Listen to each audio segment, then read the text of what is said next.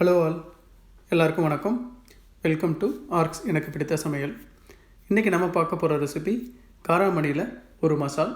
சப்பாத்தி, ரோட்டி, பூரி எல்லாத்துக்குமே சூப்பராக இருக்கும்.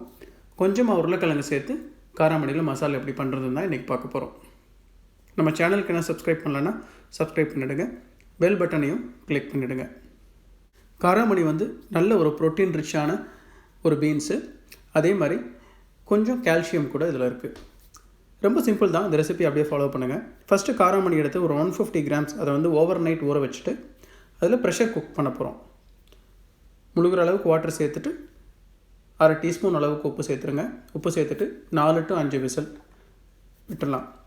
மிக்சர் ஜாரில் 5 பூண்டு, அதுக்கப்புறம் அதுக்கு ஈக்குவல் அமௌண்ட் ஆஃப் ஜிஞ்சர், இஞ்சி சேர்த்துட்டு 5 பச்சை மிளகா, 1 டீஸ்பூன் அளவுக்கு சோம்பு. இதை கொஞ்சமாக தண்ணி சேர்த்து நல்ல ஃபைன் பேஸ்ட்டாக அரைச்சி வச்சிடலாம்.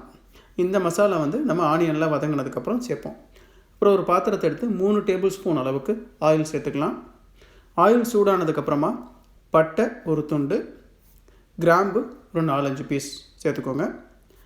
2 பெரிய வெங்காயத்தை நல்லா பொடியாக நறுக்கிடுங்க. இதில் நம்ம அரைச்சி சேர்க்க போகிறது கிடையாது. அதனால் நல்ல ஃபைன் பீசஸாக கட் பண்ணிவிட்டு அந்த பெரிய வெங்காயத்தை இப்போ சேர்த்துடலாம். சேர்த்துட்டு நல்லா அந்த ஆனியன்ஸோட டிரான்ஸ்லூசன் கொஞ்சம் ப்ரௌன் கலர் இல்லைனா மாறுற வரைக்கும் நல்லா ஃப்ரை பண்ணலாம். ஒரு 2 to 3 மினிட்ஸ் ஆகும். ஆனியன் நல்லா ஃப்ரை ஆனதுக்கப்புறம் நம்ம அரைச்சி வச்சுருந்த மசாலா பேஸ்ட், பச்சை மிளகா, பூண்டு, இஞ்சி, சோம்பு, அந்த பேஸ்ட்டை இப்போ சேர்த்துட்டு இதை ஒரு 3 மினிட்ஸ் ஃப்ரை பண்ணுறோம், ரா ஸ்மெல் போகிறதுக்காக. அதுக்கப்புறம் 2 to 3 தக்காளி, சின்ன தக்காளியாக இருந்தால் 3 சேர்த்துக்கோங்க, இல்லைனா 2 தக்காளி. அதை நல்லா ஃபைன் பேஸ்ட்டாக கிரைண்ட் பண்ணி அந்த பேஸ்ட்டை இப்போ சேர்த்துடலாம். தக்காளி சேர்த்ததுக்கப்புறம் ஒரு 3 மினிட்ஸ் இல்லைனா ஒரு 2 நிமிஷம் நல்லா குக் பண்ண விடலாம். தக்காளி நல்லா குக் ஆனதுக்கப்புறம் தேவையான அளவு சால்ட், நான் இதுக்கு 1 டீஸ்பூன் அளவுக்கு சால்ட்டு சேர்த்துருக்கேன். சேர்த்ததுக்கப்புறம் பார்த்திங்கன்னா தக்காளி நல்லா குக் ஆகிடுச்சு. இப்போ மசாலா பொருட்கள் சேர்த்துக்கலாம். இந்த மசாலா பவுட்ரு பார்த்திங்கன்னா 2 டீஸ்பூன் அளவுக்கு கரம் மசாலா, 1/4 டீஸ்பூன் அளவுக்கு மஞ்சள் தூள், 1 டீஸ்பூன் தனியாத்தூள், 1 டீஸ்பூன் ரெட் சில்லி பவுடர், இதெல்லாம் சேர்த்துட்டு நல்லா மசாலாலாம் குக் ஆகிற மாதிரி ஒரு 2 to 3 மினிட்ஸ் நல்லா மூடி போட்டுட்டு குக் பண்ணலாம். இப்போ பார்த்திங்கன்னா எண்ணெய்லாம் நல்லா தனியாக பிரிஞ்சு வர ஆரம்பிச்சிடுச்சு. இப்போ நம்ம சின்ன சின்ன பீசஸாக கட் பண்ணி வச்சுருக்கிற ஒரு பெரிய உருளைக்கிழங்கு க்யூப்ஸ் மாதிரி கட் பண்ணிக்கோங்க. ஈஸியாக வேகிறதுக்காக கட் பண்ணதை இப்போ சேர்த்துடலாம். சேர்த்துட்டு தேவையான அளவு தண்ணி சேர்த்துக்கோங்க. சும்மா நான் ஸ்ப்ரிங்கிள் தான் பண்ணியிருக்கேன், ஏன்னா அந்த பொட்டேட்டோஸ் ஈஸியாக குக் ஆகிடும்.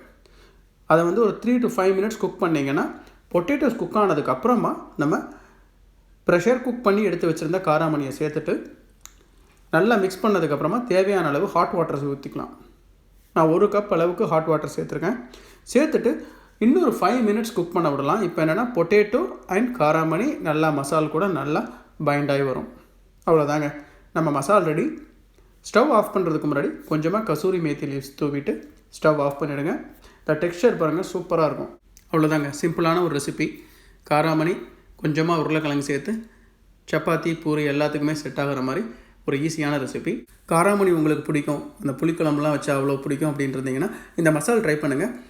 இந்த வீடியோ, இந்த ரெசிபி உங்களுக்கு பிடிச்சிருந்ததுன்னா லைக் பண்ணுங்கள், ஷேர் பண்ணுங்கள், கமெண்ட் பண்ணுங்கள். தேங்க்ஸ் ஃபார் வாட்சிங் த வீடியோ. Happy cooking.